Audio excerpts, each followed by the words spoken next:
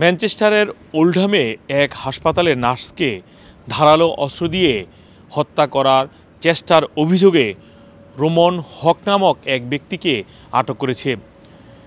এই ঘটনাটি ঘটেছিল গত শনিবার 11 জানুয়ারি রাত 11:30টার দিকে রয়্যাল ওল্ডহাম হসপিটালের মেডিকেল ইউনিটের ভিতরে।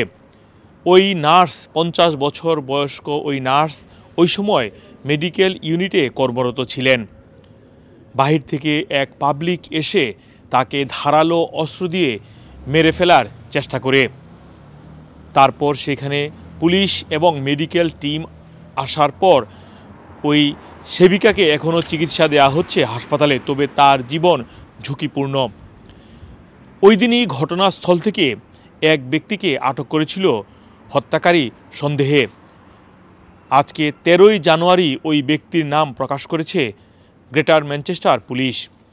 পুলিশের পক্ষ থেকে বলা হয়েছে ওই ব্যক্তির বয়স 37 বছর এবং তার নাম রোমন হক।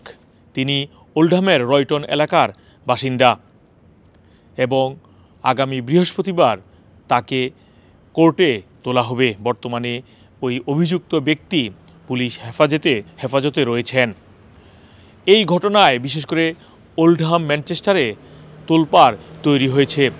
কর্তব্যরত ওই নার্সকে কেন ধারালো অস্ত্র দিয়ে হত্যা করার চেষ্টা করেছে এটি এখনও পুলিশের পক্ষ থেকে কোনো কিছু জানানো হয়নি।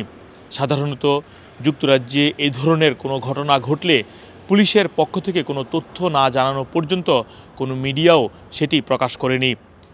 রোমন হক কোন দেশি, তার পরিচয় কি, এখনও সেটি বা তার কি ছবি কোনো কিছুই প্রকাশ করেনি। এছাড়াও আমরা কয়েকজন সাংবাদিকের সাথে যারা ওল্ডহাম ম্যানচেস্টারে রয়েছেন অনেকের সাথেই কথা বলার চেষ্টা করেছি।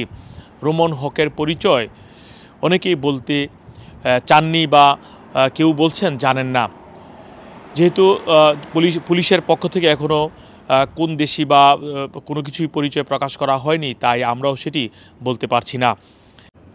এ ঘটনার পর ওল্ডহাম বা স্থানীয় মন্ত্রীর পাশাপাশি হেলথ সেক্রেটারি ওয়েস স্ট্রিটিংও দুঃখ প্রকাশ করেছেন, সমবেদনা জানিয়েছেন ওই যে সেবিকা রয়েছেন, নার্স রয়েছেন তার পরিবারের প্রতি, এবং তাকে সর্বোচ্চ সহযোগিতা বা সর্বোচ্চ ধরনের চিকিৎসা সেবা নিশ্চিত করতে চান ওয়েস স্ট্রিটিং।